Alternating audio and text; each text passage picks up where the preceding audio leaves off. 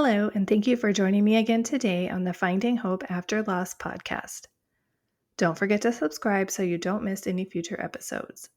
You can really help the show reach more loss and infertility families by taking a moment to leave a positive review or rating on Apple or Spotify. Also, check us out on Patreon for exclusive bonus content. Just go to patreon.com/Finding Hope After Loss. You can also check out more information about the episode in the show notes at journeyforjasmine.com.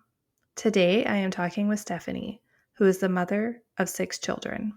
In this episode, she shares her story of loss, healing, and the emotional complexities that come with being a mother after stillbirth. In 2023, after a healthy and uneventful pregnancy, Stephanie lost her daughter, Maylene, at 40 weeks and 1 day. Stephanie opens up about navigating the grief of stillbirth, the journey of welcoming her rainbow baby, and the struggles she went through postpartum. Hello, everyone. Today I am here with Stephanie. Stephanie, can you tell us a little about yourself? Yes, hi. My name is Stephanie Rose. I am 35. I am a mother of 6. I have 5 living children and I have 1 sleeping baby. She's my stillborn daughter. I live on the eastern shore of Virginia, close to a little island called Chincoteague. It's a fun little place. We have a yearly tradition where our ponies swim from Assateague to Chincoteague. So it's a fun town to grow up in and to raise a family. I have recently started crocheting, so I have my own little mission where I crochet keepsakes for lost families. And when I'm not doing that, I'm hanging out with my children and I work remote, so working full time too. And that's just a little about me. So definitely busy. Yes, absolutely. I Absolutely. actually was super excited when I saw your address, like when doing the rainbow skirt, because my mom, she loves horses. Yeah. So she's always told me about that island and how like she would love to visit there one day. So I was like, this is so cool. Like there's somebody who is actually from there.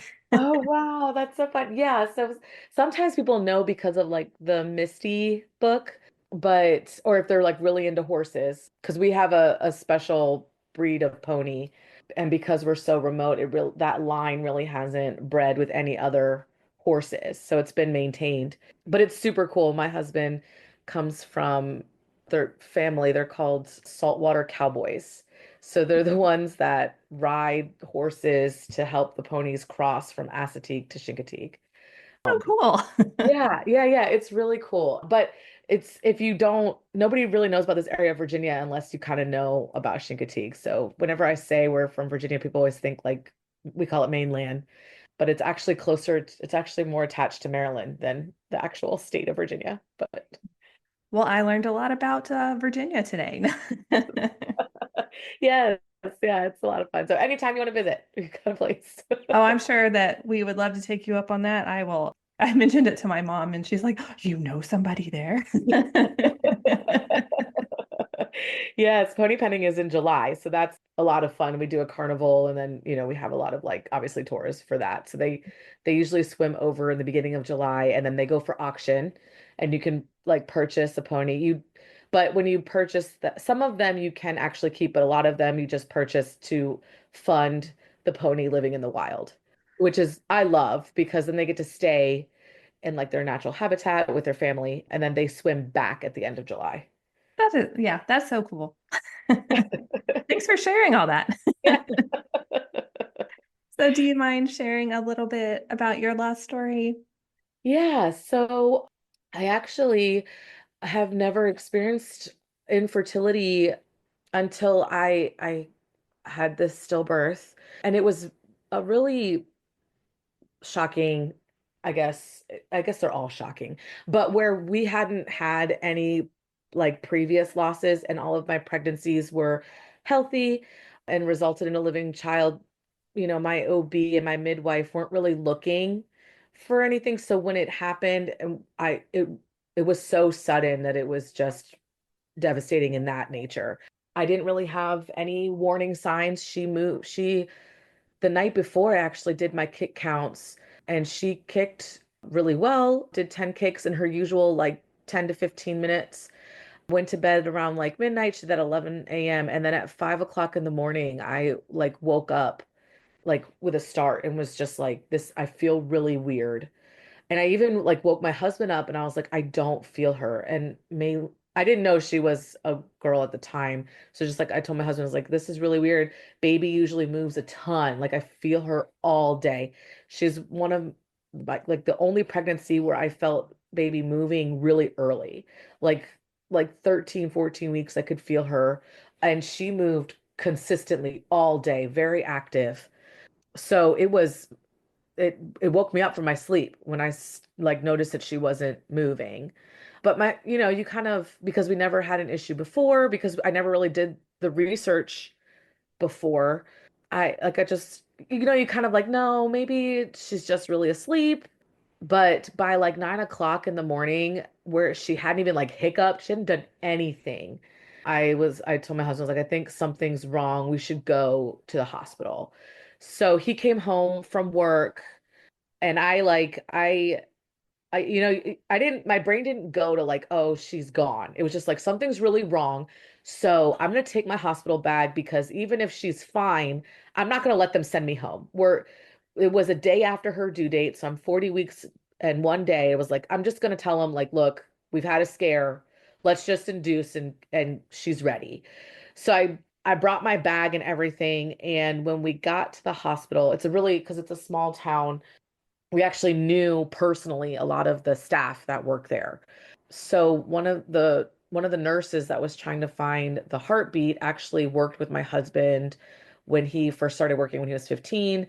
So she's known our family a long time and she was really composed, but I could like after, at that size and that late in the pregnancy, it doesn't take that long to find a heartbeat. So if they're not finding it, usually it's that it's not there. So after about like 15 minutes, she was like, you need to call the doctor. So my midwife was on call. She came in and immediately she put the wand to my belly and like started tearing up. And she was like, I'm so sorry. She's like, there's no heartbeat. And she was like, she's like, I have to get the OB because she's the midwife to confirm. She's like, but I like, even if I didn't, I'm going to. Like, maybe I'm hoping I'm wrong. Like, and so she walked out. He came in and yeah, immediately confirmed. And it was just, it's like earth shattering. And he bent down and hugged me, and we like all cried because she was gone. And then they gave me the option. They're like, "Do you want to go home? Do you want to come back?" And it was like, "We're already here." Hindsight's 2020. It's like I wish I had like thought for a second. You can't think. Yeah. All of it's happening so fast and you're just so devastated. But I didn't have anything for like keepsakes. So but I was like, I'm not going home. Like and I'm glad I didn't because at the same time, like the sooner you get baby out from when you realize that baby has passed, the more preserved baby is. So she looked really good when she came out. If I can just find a silver lining, like she looked just perfect. But anyways, so the way it happened is I had, I had a midwife. So I originally planned on a natural birth, on no medicine, not limited intervention, and my midwife was very on board with that. She's very excited about that. But with all of this, she was like, you should just do the epidural and try to make this as, physically painless as possible. Which I agreed. It's like, I avoided the epidural for the sake of the baby, but there's no point in that now at this point. So I did the epidural, but as they started, with the Pitocin and all of that, I started bleeding really heavily. So they were worried that I was hemorrhaging, and I'm a Jehovah's Witness, so I don't accept blood transfusions. So they immediately said we got to do a C-section, and they took me away. They told my husband he can be in the room, but because of not taking blood transfusions, they made a quick call of putting me to sleep to do the C-section just in case anything happened, they would be able to, perform the interventions faster. So they put me to sleep. My midwife stayed with me the whole time. She held my hand and I woke up and there she was. She was perfect. That's when I found out. It was actually, I think I surprised the anesthesiologist because he, in waking me up, he was like, "Hey, do you know who you are?" And I immediately was like, "Is my baby alive?" You know how you kind of hope. You kind of hope you're Yeah. wrong. When you actually give birth, you kind of hope like they were wrong and magically here's your baby alive. So I was like, is my baby alive? And then he kind of, so I think he thought like, oh, she's still kind of loopy. And then I was like, is it a girl or is it a boy? How much did she weigh? Like, how much did the baby weigh? And so he was like, okay, I can see you're okay. I'm gonna go get the doctor. And so then the doctor came in, told me everything. So like, as moms do, is like I immediately knew where I was when I went to sleep and I wake up, knew where I was, and was just trying to get to my baby. So that's when I found out that she was a girl. And this is the first time my husband named our child by himself. All the other babies, we were together, so we kind of like we had our picks, but we decided together. But Maylene was fully named by my husband, which I love. And she was named after our favorite band, and Priscilla is his grandmother's name. So they took me back to the room. I got to like hold her and be with her, and we were with her for 3 days in the hospital. We got some beautiful pictures. Rachel's gift, the hospital had partnered with them, so we got some nice keepsakes from them. And I had a doula photographer, so she was there taking pictures of us doing the keepsakes and like just the whole story. And then my husband stayed with me the whole time. My mom was here watching my other children. We had my other children come. My husband and I felt that his name is Logan. We felt that it was important for the kids to meet their sister, because they had been hearing all about her, and with obviously a part of our family and part of the pregnancy as well. So we felt it was very important for them to come and see their sister. And we decided at like almost immediately that she was going to be talked about and included. We're not the kind to, I've never been the kind to just sweep things under the rug. I've always been like, we should talk about stuff and we should address things. So that's kind of how that's exactly how we've handled Maylene. Like, so we had the kids meet her, we had pictures with her and the kids so that we would all be together in a picture. And we've just, we read them the books that we got from Rachel's Gifts where it talks about losing a sibling. And we've just kept them in the grief process and acknowledged their grief and the way that it displays itself. And we actually got them in therapy and all of that too, just to help. But so we got to spend some time with her in the hospital, and because we are a small town, we we actually were able to we picked a funeral home in our small town. It's actually the funeral home that handled my husband's father. His dad passed away when he was 3. So the director of that funeral home, actually came to the hospital. She knows our family very well, and oh man, everyone was so loving. Everyone was so loving and caring. It was we just had, if from the worst experience, we had the best people around us and the best experience. So she came into the hospital, and she came in and she like apologized. She's like, I'm sorry, I'm not dressed appropriately. She was like in like a spring dress, which I love because we just don't do black for funerals. Like we're Christians, so we have a hope. We have a hope we're going to see our loved ones again. So we don't, we're not solemn in that regard when it comes to funerals. So I just love that. I know she probably felt uncomfortable because she mentioned it, but it was like, this is nice. It's like a family friend in a warm outfit with a blanket. She came and she carried our baby out in a blanket, and she carried our baby straight we decided to have her cremated and to stay with us just so that we could always have her, not have to worry about if we move or if things change or anything like that. So she carried our baby and handled our baby right into the very end, so that it kind of just felt like Maylene was loved her whole life up until she was cremated. And so then obviously when they took her, that's when we checked out. And again, the hospital was so great, but that's her story. We came home and just have been trying to live our life with her as much as possible. I love how much love that surrounded you guys, though. I mean, it seems like every single person that worked with you was supportive. Yes, very, very supportive.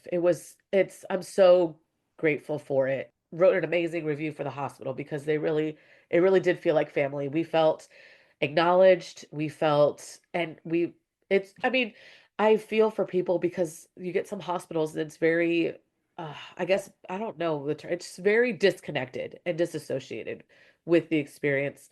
But my midwife and my OB, they held my baby. They took pictures with us. The nurses, all of them came in to hug us and to see her. They didn't, sometimes in certain hospitals, they have to like charge you if they do certain things. We had an amazing nurse. Her name is Leslie, who like she bathed my baby and took pictures of that and got a lock of hair for us. She just like went above and beyond. She was so loving, a real angel. And even down to the funeral home with the way that they handled that, it was just so loving. And it's so important to have that when you lose a baby. So yes, so grateful for that. Even to the tiniest things, like the nurse that did my discharge, you know how they go through that routine where they say like what you can and cannot do. Hmm. She she gets to that part where she says you're not supposed to lift anything heavier than your baby. That's usually what they say, usually because you're leaving with a baby. And she said, you're not, please don't lift anything heavier than 10 pounds. And it was like even in the tiniest things, like you could tell that they had thought like I care so much about this person that I just want to be of comfort in one way or another. And it was just even the little things like that, we were just so supported. It was such a godsend. I'm so grateful. All doctors and nurses need to be like that. Agreed. When I hear the stories, it's so upsetting. Even especially because that's in this country with the large amount of infertility issues and stillbirths and all of that, like how have you not had this experience? You know what I mean? Where you can be like, I don't know how to handle that. That's never happened to me. It's impossible. So for them, it's to me, it's just like, how is it you don't know? How is it that's not part of training when it's a very large part of pregnancy? Well, yeah, and especially since, I mean, you said the hospital you went to was a smaller hospital, so and even they like knew how to handle it. So you would think that especially like larger hospitals and ones Yeah. who saw it more often would get a grip and have a handle on it. Yes, yes. And then the other thing is, it's like, I just, even if you've had no training, it's always been so upsetting and shocking that someone will have more sympathy when you mention how you've had a pet die. Not that that's not devastating, it is. But how is it that people will have more compassion for an animal than their own patient right in front of them, like experiencing something so awful and devastating as losing a child.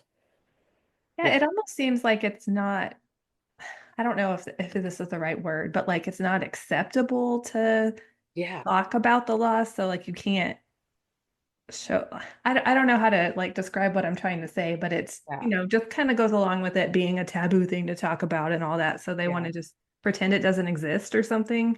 Yes. Yeah, and I do feel like our generation is kind of coming out of that a little bit with how we're handling mental health now.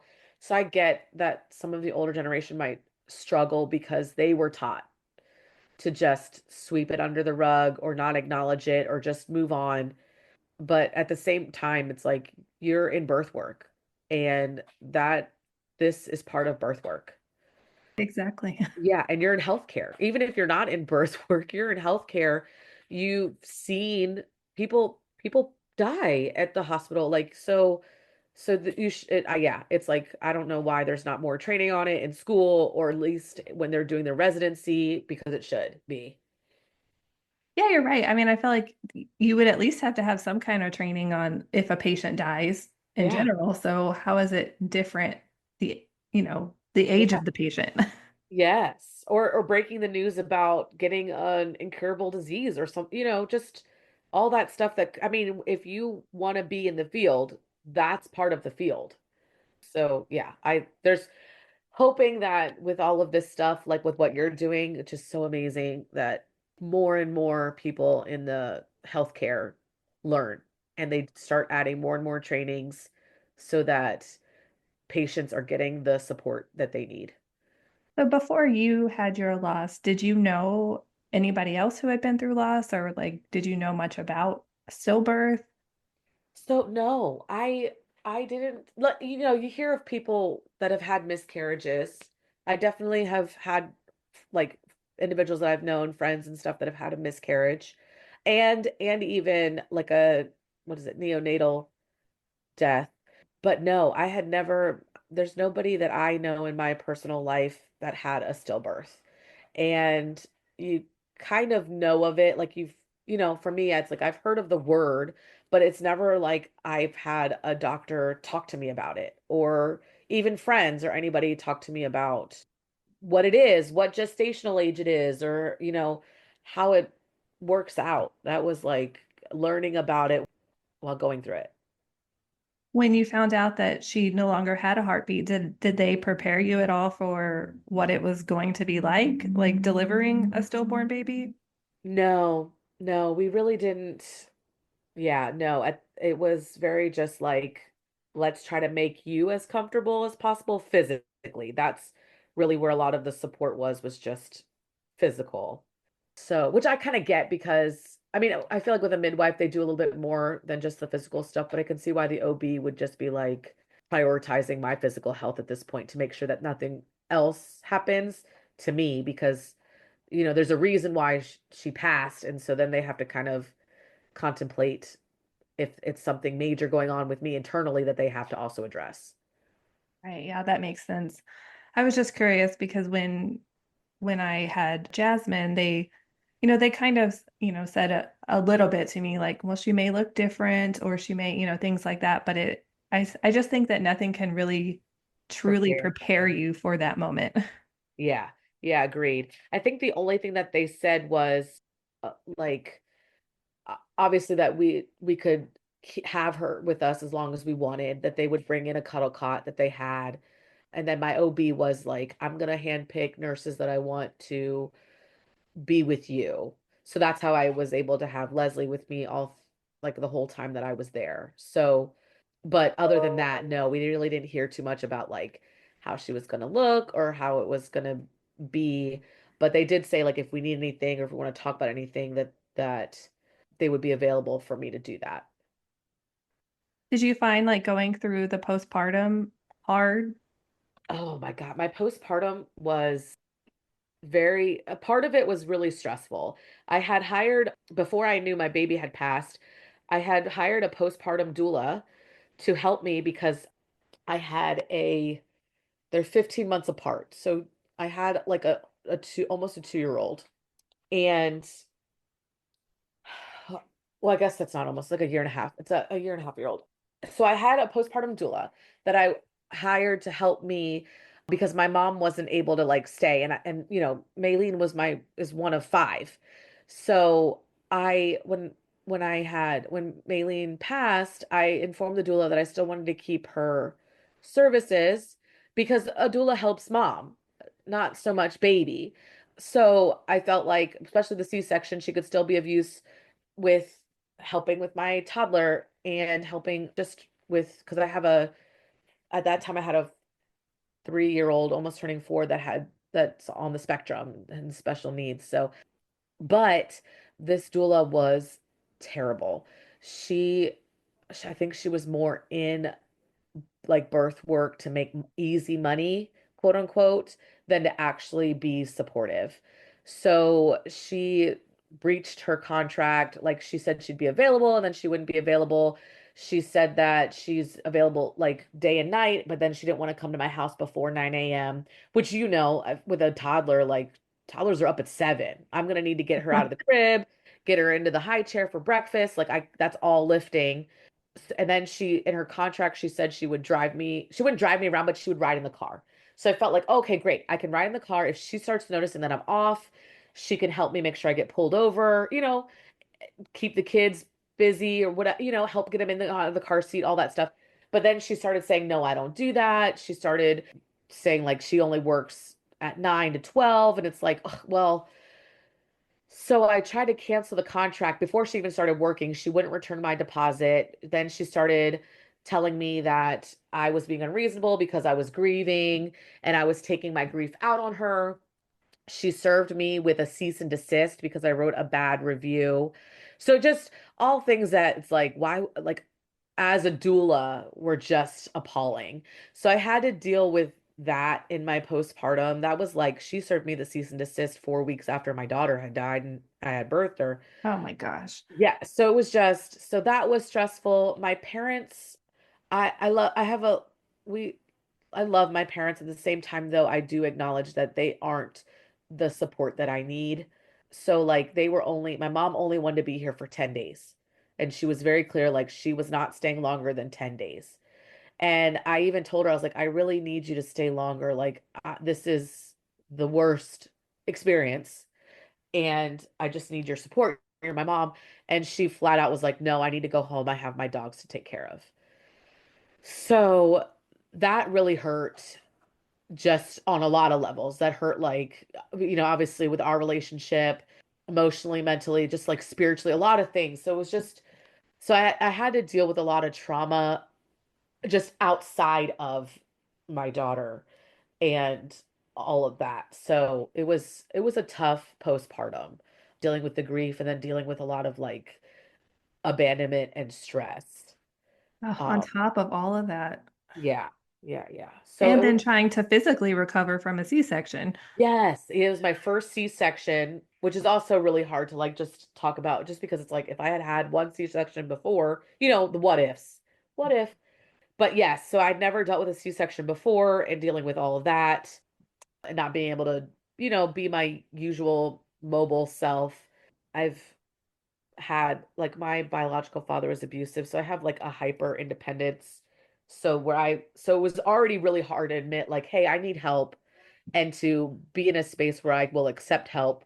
And then when I actually did reach out to have two people that are one in a like a it's their job, you pay them to do it, and another who it's their job as a mom to do it, to both say no, I'm not going to help you.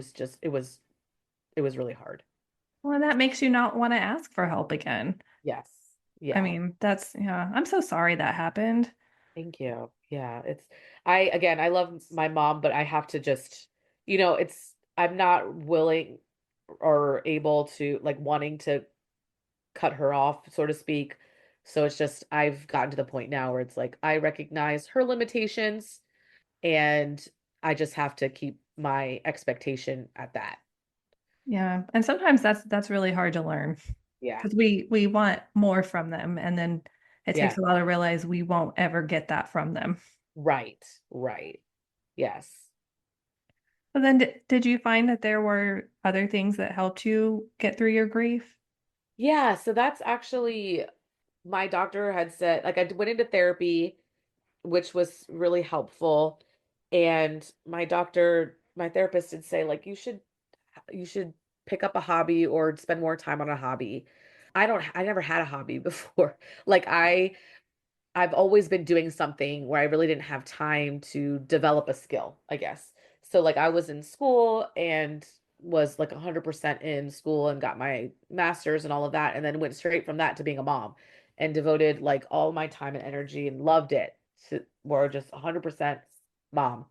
So the therapist said you should do that. And I was kind of like, what should I do? Like, what hobby should I have? And that's when I found crocheting with the little like kits where you can make a little toy. And so I learned to crochet. That's really helped with my anxiety and my depression. And then it also helps just with a lot of healing because I make them now for other families. And it's comforting to know you're not alone and to get to know all of it's almost like when you go to the park as a mom and you make friends for your kids. I feel like I'm helping Maylene make friends, and she's got a lot of really special friends. I love that so much. I feel that way about Jasmine too. I feel like they're all playing together and Yes. keeping each other company until we get to see them again. Yes, agreed. So, if you were going to give advice to someone who is newly going through loss, what would that be? I guess what has helped me the most is understanding that I will never go back. So I think oftentimes when we experience trauma, we think like this will pass and I'll be able to go back to my normal self and my normal routine soon. And most trauma, it can be like that. I'll be able to recover from this and kind of get back to where I was. But with losing a child, y- you that I feel like is an actual physical change and you won't be able to go back. So I know it helped me process a lot of stuff when I stopped looking at like when will this be over or when will I be able to go back to how I used to be where I could go out and I could be happier or not cry at random stuff. And when I realized that it's like that will never be, I will never be like that again. This is who I am now. And just understanding who I am now and that this person will be the person I remain into the future has helped me tremendously. And it's helped me just to be understanding that about myself has helped me be able to communicate that to my friends and family so that I personally don't hear a lot of like, you know, when are you gonna kind of like I've never had when are you gonna get over this? Or it's been a long time now because when this happened and I realized that it was kind of like that's just how I'm gonna be now and I'm gonna communicate that to people. So when people ask, am I okay? Or how I am, I say I will tell them if I'm okay or if I'm not okay or if I'm having a hard time. And I've even said to people like, hey, I'm gonna cry while we're together. So I hope that's okay. Like I hope you know that that's just part of this now. And doesn't mean I'm not having fun, doesn't mean that we're not like it's nothing to do with you and everything to do with just missing my baby and having to just process that. And I will continue to process that. And then the other thing it helped me to do is realize like this is since this is who I am now, then I'm just gonna make Maylene a part of all of that too, where I, if they're not going to talk about her, I'll talk about her. And that helps me in my healing. I don't need to wait for someone to ask me about her. Yes, I love it. I do love it. And I have told people before because I've had some people like they've asked a question and it's kind of come up and I've mentioned Maylene because I won't avoid mentioning her. If the topic naturally turns to her, I will talk about her. So, and I've had someone say like, "Oh, I'm sorry, I didn't mean to bring that up and have you talk." And it's like, "No, no, no. I really love talking about her. So if it comes up in conversation, you don't need to worry. It's I enjoy this topic." And I even had a friend say, "Wow, thank you so much for telling me that. Now I know in the future I don't have to worry about." Because I do think a lot of people I don't think a lot of people are malicious. I think a lot of people are trying to be comforting. They just don't know how to do it.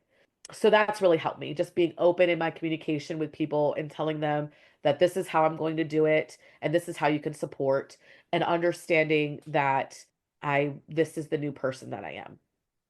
I think that's great advice. I think it's hard for a lot of us to speak up about how we're feeling or what we need. Sometimes we don't know what we need. But I think Yeah. just like you said, telling people like, hey, I might cry today, but that's just part of it. And I still want to go out and do things and be with you. Yeah.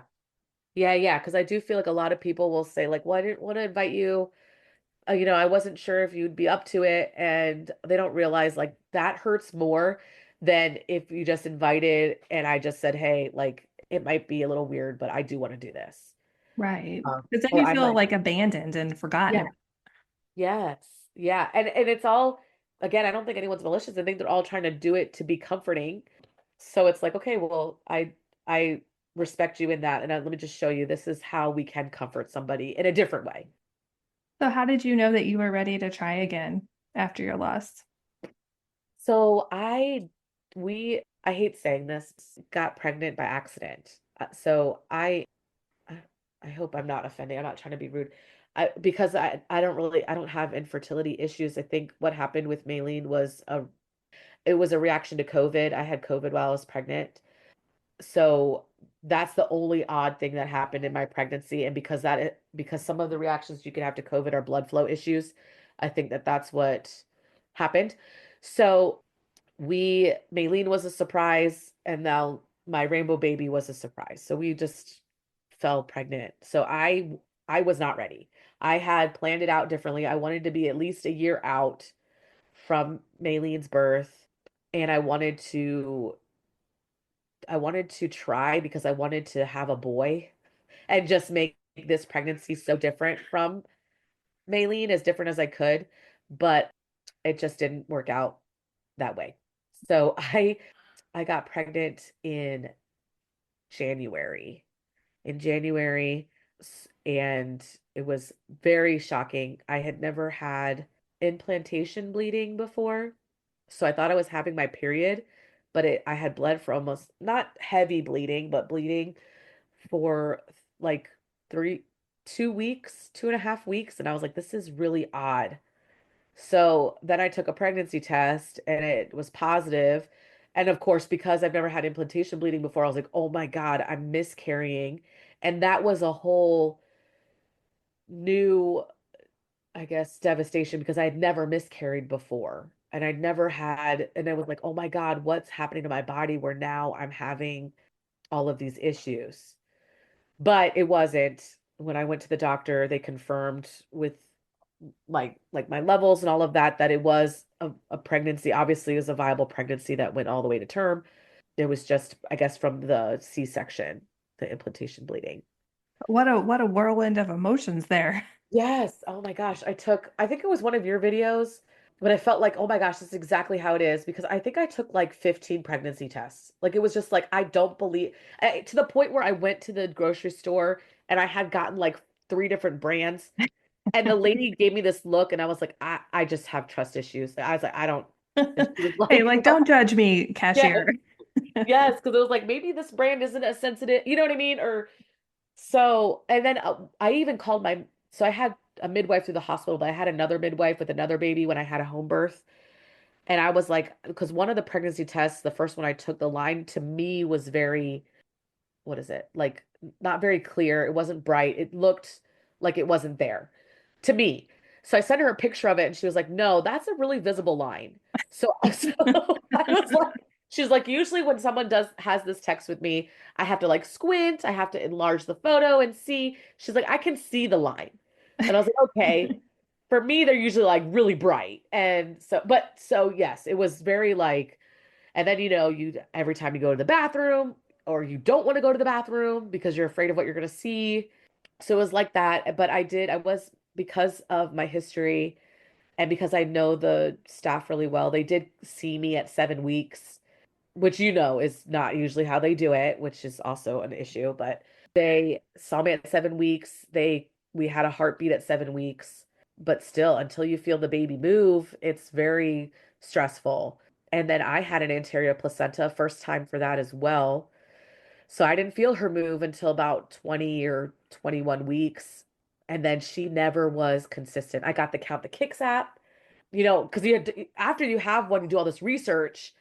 And so I got the Count the Kicks app and I was like, I'm gonna know her kicks because maybe I missed something with Maylene. I wasn't careful with my diet. So like I did have caffeine. Maybe I wasn't counting her kicks properly with caffeine. You know what I mean? All the things that could affect kicks.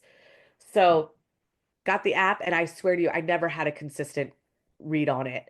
So I mean, I went to the hospital twice because it felt like she was off. And I never had a hard time from them. No guilt in going. That's what they're there for. But this rainbow baby was kind of like a very stressful pregnancy, in addition to just the stresses of having a pregnancy after you've lost a baby. He just wanted to keep you on your toes, apparently. Yes, yes. She does now, even still. Like it's almost like she's like, hey, I hate to say it like this, but almost like she's like, hey, you need to calm down. Like, because like when she came out, she needed the NICU. And that's a new experience for me. Never had that. And then when we brought her home, the poor thing only would sleep on her belly. We could not get her to sleep on her back. And that opens up all those SID issues Mhm. and all of that. So it was just like, seriously? Like, just even, which she's just been a ray of sunshine and just been so healing for all of us. But at the same time, it's like, come on, babe, can you just, do it when you get bigger? But for right now, Like, been, please work with me. I can't handle this anxiety right now. yeah, I know, I swear it seems like you always have the one that wants to test you, right? yes, yeah. So since you said the term rainbow baby, do you like that term or do you prefer Yeah, another term? I do like the term, but I've never looked at like Maylene like a storm. I just looked at like my life without her as a storm. So I've never. I know that some people have an issue, like that's where the issue lies, is like, oh, my baby is in a storm.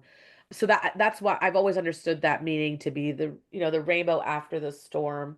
So I guess in my mind, I never thought of it like the baby is, so it didn't trigger me, I guess. Long story short, it didn't Yeah. trigger me. Yeah, that's Um, how I feel about it too. yeah. So, and then plus I do love the biblical story of the rainbow with Job. I think Job, especially for, I know he can also be problematic for a lot of people, but I love how God was there for Job. And yes, he was tested, but I do think like that's important for integrity purposes. If you follow the whole biblical themes and all of that. But I love the promise of Job that with restoring it. I love the Noah's Ark with the rainbow, that promise of I'm never like of this new beginning and all of that tying together. So it's for a lot of reasons, it's a comforting and endearing term for me. And you also participated in the rainbow skirt, right? Yes, I love that. How was Thank you that so much. experience for you? It was great. I love like you've made the whole process so easy. I don't know how you do it. You are amazing. Well, thank you. Um and so it was just an easy process to get on board. You made it easy to tell my story, which was hard to tell. And then the way it shipped and the way you ship it out, it was a wonderful experience. And then the skirt is so beautiful and it's like it's so versatile. So it works with no matter what you're doing. So you don't like, and I love that you don't have to be pregnant. And I love like, or if you are, I love how you can just add it to what you're already doing. And then it's also so, I guess it's really comforting to be a part of a community and to be with other women that have experienced this journey and that share these beautiful moments of just healing and including our babies with us as we grow. Yeah, I just love seeing how everybody's pictures come out so differently, but it's the same skirt. Yes. Yeah. Like Sisterhood of the Traveling Pants. Yeah, exactly. So, is there anything else that you'd like to share or add? I do like to, especially because of everything that happened with my rainbow baby. My biggest thing with all of this obviously is like do your research, but you have to be your own advocate. Yes, we like hope that hospitals and doctors will be like how I had with Maylene, where they are treating you as an equal, they're respecting you in your decisions, they're comforting you and being the filling the need and providing you with just amazing care. But that's rare, unfortunately. And with my rainbow baby, I had to fight for her. I had to argue and advocate for her with her pediatrician, not the one that we picked, but the one that the hospital assigned, because he didn't want to transfer her to the NICU. And I've talked about it a little bit before on like my page, but that's that's our right as moms, as patients. You make the final decision what you're going to do with your body and with your care. And I hope that whoever, like loss or not, whoever listens, whoever is pregnant, that you know that the squeaky wheel gets the oil. And when you stand up for yourself and you stay informed and you have informed discussions and you hold your ground, I find that doctors meet you there. And I find that they're less likely to bully, fear tactic, or just steamroll somebody who is firm in their, whether it's their decision, their thought on something, their question, whatever it may be. And know that there are ways if you have a doctor that's difficult. Like for instance, with my rainbow baby, my doctor was leaving the hospital. She wasn't breathing. She wasn't breathing right. She was breathing at 100 breaths per minute. It should be 40 or less. And he was like, "No, she's fine. She's fine. She's fine." She had been doing that since she was born. We're 8 hours later. Nothing he was doing was improving that. And that hospital didn't have a NICU. So they didn't have the machinery that they needed. And so he would not talk to me about that, though. He was trying to avoid that topic. He's trying to talk to me about breastfeeding. He was trying to talk to me about taking her home and making sure our dog was okay with her, like just obnoxious stuff. And it was like, if I have to continually redirect this person, I don't want them overseeing my child. So I told him that he needed to get a second opinion. And he was like, I can call somebody. I was like, no, no, no, no. I need another doctor to look at my baby. I don't trust what you're doing. You won't answer my questions. He even said that he didn't want to talk to me anymore because, quote, women don't think good or well. Women don't think well. So Oh, it was what? just, he was like, I'm going to talk to dad because women don't think well. And I was like, okay, no, we're done. And when we did get another doctor involved, they transferred her and she was in the NICU for 2 weeks. Like, so I, it wasn't that I was right, but because I didn't know what she needed. I just knew that what they were doing wasn't enough. And so, and that's what I like to, like when I talk to people that are pregnant, like there was somebody that was pregnant and she was talking about fetal movements and all that stuff. It's like you have to you have to trust you have to trust your gut. And you know your body the best. And if something's not right, that you don't have to take the first answer. And nor should you. If the answer they're giving you is not matching with the symptoms, with the evidence that you have every right to say this isn't adding up and I need to talk to somebody else, or I need a second opinion, or we need to be doing something more because this isn't right. Because in the end, you know, the they're human. They make mistakes. And unfortunately, and the way that all of it's set up though, is that he's not really liable if he makes a huge mistake. It's hard to sue. It's hard to prove negligence. It's hard to do all of that. And he gets to go on and live his life and do this to somebody else. So just that's I guess what I've learned from this experience with Lucy, with my rainbow baby, and with just being an advocate for yourself through all of it, through the stillbirth, through the NICU, is that you're in charge of your care. And if a doctor is not providing you good care, you don't have to stay with that doctor. Your insurance will cover somebody else, and you're all the better for it because then you're getting somebody who cares about you and who's going to do the job properly. And yeah, and getting all your questions answered. And Yes. yeah, I think sometimes we forget that we can switch doctors. Yes. Yeah. Especially when you're in like the emergency room or you're in your OB practice and you're kind of at late stages or whatever it may be, like you're in charge of your care up until the very end of your life. You're in charge of your care. Well, I want to thank you so much for coming on today and sharing your story with us. Thank you so much for having me. I really appreciate this time to talk about my baby and to share a little bit more. Thank you so much, Stephanie, for sharing your story with us. You touched on so many important things that many lost moms deal with. The postpartum period after loss can be really hard, not only emotionally, but physically and even socially as well. We go through the same postpartum as someone who has given birth to a healthy baby, but we have no baby to make it better. Many of us still deal with milk coming in, hormones fluctuating, and other postpartum issues.